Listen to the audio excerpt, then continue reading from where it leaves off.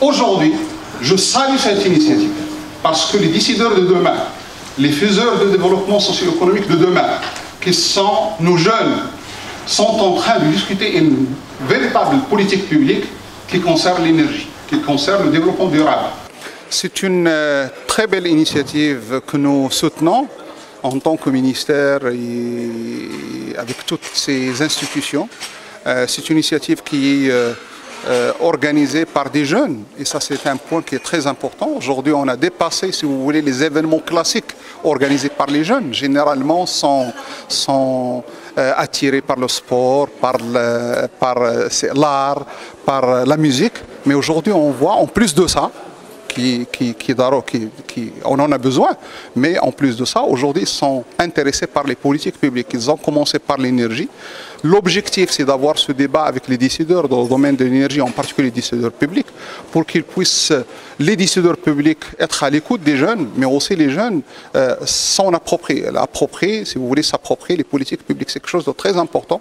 Ça nous permet bien sûr de réduire le gap qui existe parfois entre les décideurs publics et les jeunes. Ça nous permet bien sûr de bien expliquer dans des termes et un langage qui est, si vous voulez, citoyen, entre parenthèses, au lieu qu'il soit un langage administratif ou technique ou économique, les différentes politiques publiques, en particulier la politique publique énergétique. Et bien sûr, ça permet à ces jeunes qui peuvent être demain des décideurs publics, ils vont être certainement des faiseurs du développement socio-économique, ça leur permet bien sûr de comprendre pourquoi on a mis en place ces politiques publiques, quelles sont les bases, quels sont les programmes, quels sont les projets, quelles sont les contraintes.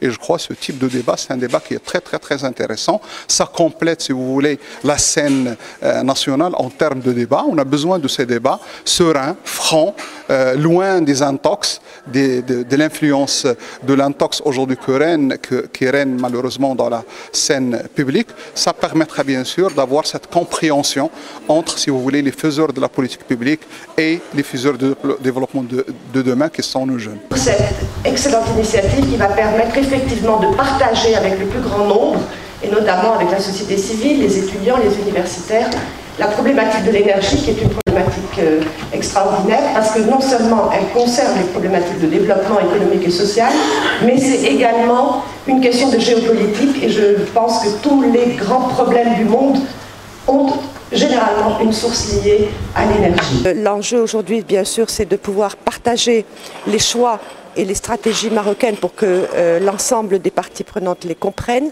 et en même temps de pouvoir discuter des défis de l'Afrique, qui est notre continent et auquel Sa Majesté attache une importance capitale dans le cadre de la coopération Sud-Sud et du renforcement des relations de partenariat. Et donc dans ce secteur énergie, le Maroc aujourd'hui peut être fier de la stratégie qu'il a adoptée grâce à la vision éclairée de Sa Majesté, qui, sur la base d'un mix énergétique le plus ouvert et qui assure la sécurité, recourt à toutes les sources d'énergie, mais avec le choix déterminé et volontariste d'augmenter considérablement les énergies renouvelables, le solaire, l'éolien, en plus de l'hydraulique qui est développée par la politique des barrages. Et donc le Maroc a mis en œuvre cette stratégie, a mis en place l'environnement légal avec les lois sur les énergies renouvelables, sur l'efficacité énergétique, la création de nouvelles agences, la MASEN, l'ADEME pour l'efficacité énergétique, IRESEN comme institut de recherche, et il a également tracé l'ensemble des plans d'action qui sont tous aujourd'hui en cours de réalisation. 9 ans après le lancement, tous les grands projets sont en cours pour les centrales solaires de Nour 1, Nour 2, Nour 3, Nour 4, Midelt, les grands projets éoliens dans différentes régions du Maroc. Et nous sommes déjà à 32% de capacité d'énergie renouvelable dans le mix de capacité installée. Et nous allons avoir plus de 12 000 mégawatts en 2030, ce qui représente 52% de la capacité électrique installée.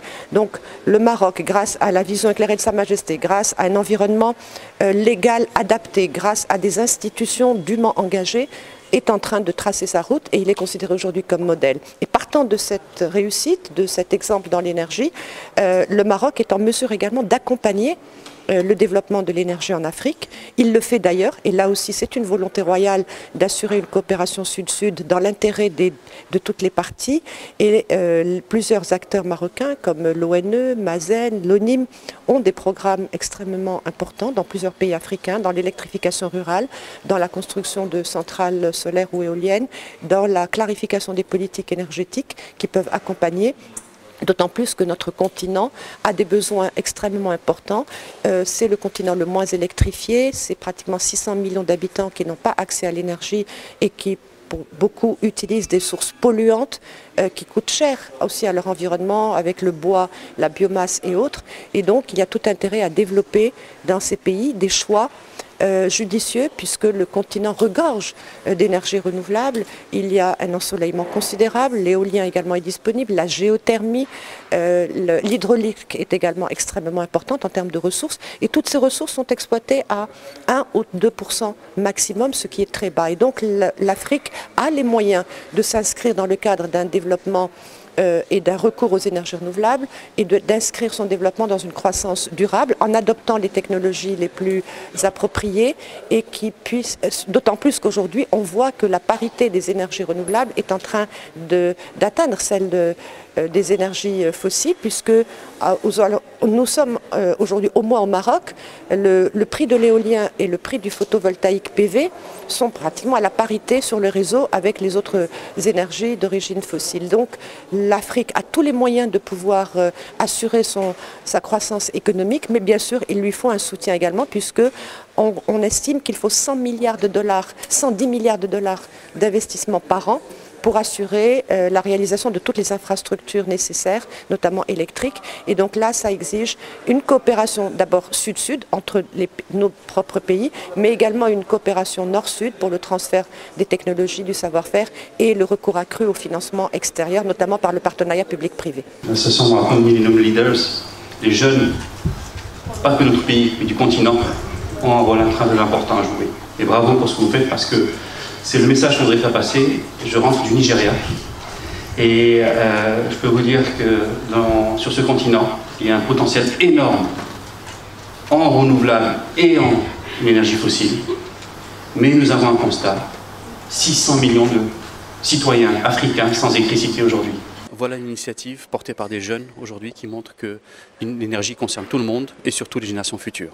Notre pays a eu une approche volontariste pour les énergies renouvelables, pour l'efficacité énergétique. La lettre royale a été très claire dès 2009, priorité à ces deux types d'énergie. C'est pour réduire la dépendance énergétique de notre pays.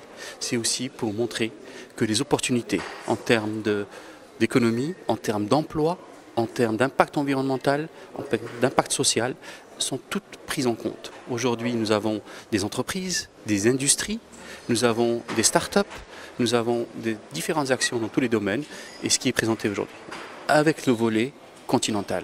Notre pays a mené une politique volontariste, il peut la partager avec tous nos frères du continent. Et c'est cela qui est mis en place aujourd'hui. Il y a un volet continental, un volet régional. Les 12 régions du royaume sont concernées et elles ont une approche aussi. Mais aussi au niveau continental, nous montrons que cette expérience marocaine peut bien sûr être partagée et bien sûr s'enrichir mutuellement avec nos partenaires. Donc je suis ravi aujourd'hui d'assister au lancement du Global Energy Initiative, qui a été initié par le Moroccan Millennium Leaders et en partenariat avec la fondation Konrad Adenauer. Donc c'est une belle initiative qui vise justement à motiver nos jeunes à s'engager et à traiter de ce sujet qui est primordial et qui concerne justement le continent africain et les besoins, l'enjeu de l'énergie au niveau de notre continent africain. À date d'aujourd'hui, nous avons toujours malheureusement 634 millions d'Africains qui n'ont pas accès à l'énergie. Donc cela ça constitue un défi, ça constitue également des opportunités. Et donc il y avait plusieurs acteurs qui débattent et qui vont débattre comment contribuer justement à une transition énergétique, à une transformation énergétique au niveau de notre continent, parce qu'on continue d'utiliser encore beaucoup de feux de bois Et donc là, c'est important aussi d'intégrer l'aspect relatif au renforcement des capacités, la recherche et développement et l'innovation jouent un rôle important parce que nous souhaitons avoir consommé vert, mais avoir également du Made in Morocco, du Made in Africa, à travers justement la mobilisation du secteur du monde socio-économique en partenariat avec le monde académique. Ça, c'est important d'avoir les passerelles et qu'il y ait une très forte mobilisation de nos jeunes justement pour développer les solutions de demain. Ces jeunes-là vont être les décideurs de demain et c'est pour ça que c'est très important de les impliquer d'une manière très large. Aujourd'hui, l'Afrique cherche à se développer parce que on dit que le 21e siècle sera le continent de l'Afrique. Comme le 20e siècle, en tout cas la dernière partie du 20e siècle a été, disons, le siècle de l'Asie. Mais pour que ce, disons, paradigme fonctionne, pour que cette hypothèse d'une Afrique qui serait le continent du 21e siècle se réalise, il faut que l'Afrique bénéficie de l'énergie. Parce que sans énergie, vous ne pouvez pas avoir de croissance. Parce que si vous devez avoir une transformation industrielle, une transformation agricole, vous avez forcément besoin d'énergie. Même dans les fermes agricoles, si vous voulez avoir un accès à l'eau, il vous faut irriguer. Dans l'industrie, n'en parlons pas. Il vous faut des machines, donc il vous faut forcément de l'énergie. Et aujourd'hui, non seulement la demande des industriels n'est pas satisfaite comme il se doit, parce que dans beaucoup de pays, vous avez encore une offre insuffisante d'énergie, mais également les consommateurs, les ménages ne sont pas bénéficiaires d'énergie. Dans beaucoup de pays africains aujourd'hui, plus de la moitié de la population ne bénéficie pas d'énergie. Donc vous ne pouvez pas avoir de qualité de vie. Donc vous ne pouvez pas avoir de croissance, vous n'avez pas de qualité de vie. Cela montre qu'aujourd'hui, il est urgent de prendre le taureau par les cornes et de satisfaire la demande énergétique. Maintenant, on peut essayer de continuer avec les tendances du passé, donc continuer à utiliser des énergies fossiles avec des factures élevées, mais également des coûts d'opportunité élevés. Parce que l'Afrique possède un ensoleillement extraordinaire. Je pense que c'est l'un des continents les plus ensoleillés du monde. Vous avez les vents, vous avez des possibilités marines, vous avez les possibilités de la biomasse, vous avez aussi la possibilité d'énergie propre. Parce qu'il y a aujourd'hui des pays africains qui font du gaz, comme le Sénégal, qui vont en faire à partir de 2021. Il y a des pays comme le Nigeria qui en fait déjà. Tout cela pour dire qu'il faut exploiter ce potentiel d'énergie propre, ce potentiel d'énergie renouvelable, pour que demain, l'essentiel du mix énergétique en Afrique soit satisfait avec de l'énergie propre, de l'énergie renouvelable. C'est important cette conférence parce que ça a permis de passer tout cela en revue. Le Maroc qui a une grande ambition nationale pour 52% de renouvelables dans son mix énergétique et qui est en très bonne voie pour réussir ce pari qui chaque année dépasse les objectifs fixés pour cette année-là. Donc les autres pays africains ont également intérêt à échanger avec le Maroc les expériences et à apprendre également de l'expérience du Maroc concernant le solaire notamment. Aujourd'hui, nous sommes très heureux d'organiser le premier événement de lancement du Global Energy Initiative, qui est une initiative portée par l'association Moroccan Millennium Leaders et la fondation Konrad Adenauer. Donc aujourd'hui, l'idée est de faire une conférence qui réunira tous les acteurs liés au secteur de l'énergie, les décideurs politiques, les opérateurs économiques, le monde académique et scientifique et la société civile, afin de les réunir autour de la même table et discuter des enjeux et des problématiques liées aux questions énergétiques ici au Maroc, en Afrique et dans le monde. Et l'objectif final est d'atteindre un pacte énergétique citoyen, durable, qui s'inscrit dans la durée et aussi dans l'accessibilité, pour que cette énergie puisse être partagée par l'ensemble, accessible à l'ensemble et qui puisse en cours de route apporter l'autonomie énergétique au Maroc et peut-être même un excédent énergétique pour ces pays riverains ou les pays africains. Donc le Global Energy Initiative a d'autres actions prévues, telles que les masterclass ou encore les énergies masterclass qui seront composées de 3 à 5 jours de formation en conclave pour les différents acteurs énergétiques pour qu'ils puissent perfectionner leurs connaissances et apporter des solutions applicables aux questions énergétiques et aux défis auxquels le Maroc prétend atteindre et justement pouvoir atteindre ses objectifs pour un moyen et long terme.